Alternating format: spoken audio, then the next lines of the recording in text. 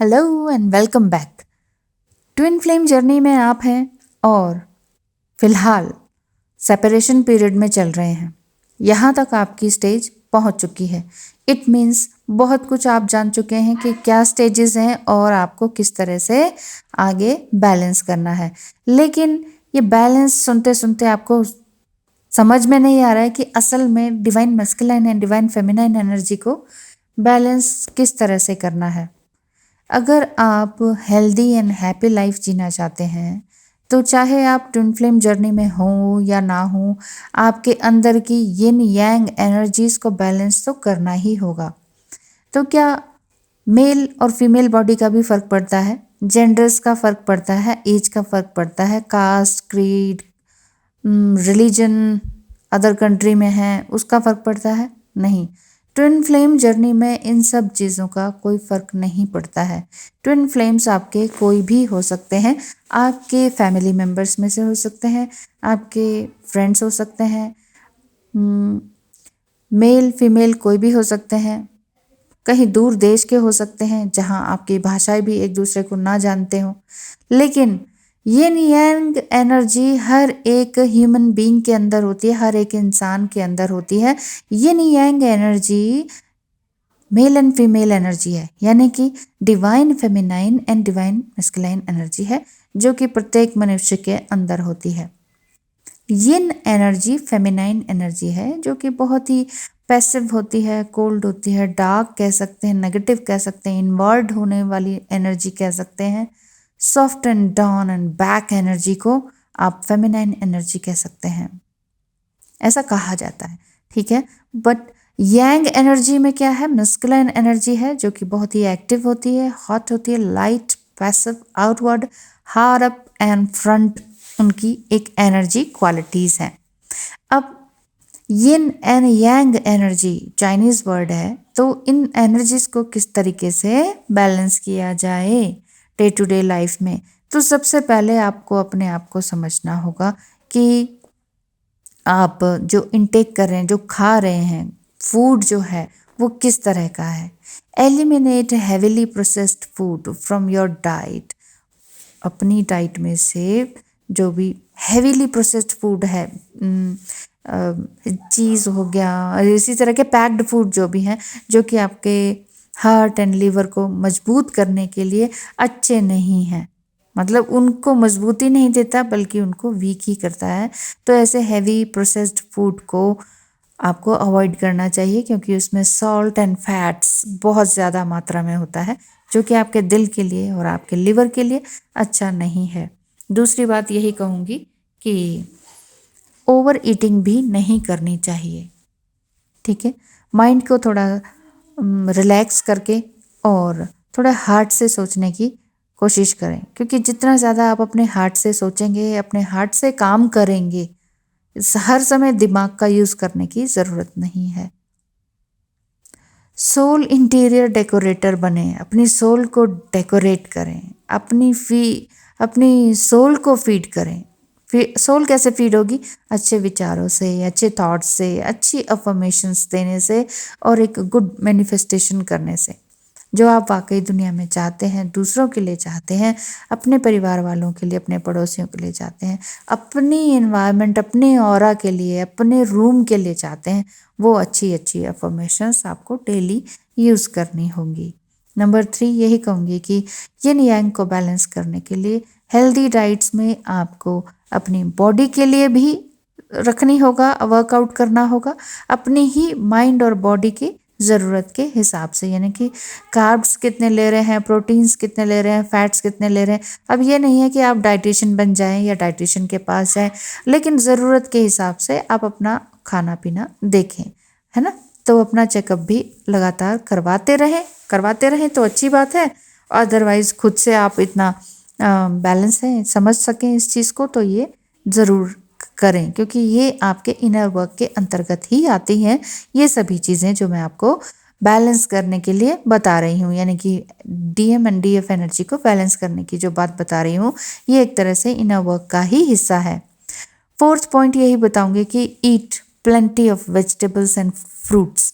जितना भी raw material आप खाएंगे उतना ज़्यादा आपकी बॉडी के लिए अच्छा रहेगा, उतना ही माइंड फ्रेश रहेगा और उतना ही फाइबर्स एंड मिनरल्स आपके अंदर जाएंगे। ज़्यादा से ज़्यादा आप कलर्ड वेजिटेबल एंड फ्रूट्स लें, जो मैन मेड कलर्स नहीं, मतलब जो भी वेजिटेबल एंड फ्रूट्स जो red, yellow, orange, green, purple shade के हों, उस तरह के वेजिटेबल्स को आपको इनटेक करना चाहिए। उसी तरह की सब्जियां और फल खाने चाहिए। नंबर 5 यही कहूँगी कि डिवाइन फेमिनाइन एनर्जी, क्योंकि अधिकतर इसी उम्मीद में होती है कि कोई मुझे संभाल ले, कोई मेरे इमोशंस को संभाल ले, मुझे कुछ सपोर्ट दे दे। तो ये सपोर्ट कहीं और से नहीं मिलेगा, आपको खुद से ही लेना होगा। तो सबसे पहले आप अपने फाइनेंस को ऑर्डर में लेकर आएँ। Get your finance in order. या तो बहुत ज़्यादा केयरलेस होने की ज़रूरत नहीं है और बहुत ज़्यादा कॉन्शियस होने की भी ज़रूरत नहीं है, लेकिन हाँ, कॉन्शियसली आपको अपने मनी को मैनेज करना आना चाहिए। नॉन असेंशियल चीज़ों की शॉपिंग ना करें, क्योंकि ऐसे टाइम में जब आपका इनर वर्क इम्बैलेंस हो रहा होता है तो आप अपने मूड को चेयर अप करने के लिए शॉपिंग करने चले जाते हैं, क्योंकि शॉपिंग हमारे इमोशंस से ही जुड़ा है। और कुछ समय तक तो हमें लगता है वाह क्या नई चीज़ आई है, खूबसूरत चीज़ आई है, बाद में या नेक्स्ट डे आपको लगता है कि इसकी ज़रूरत ही क्या थी, है ना।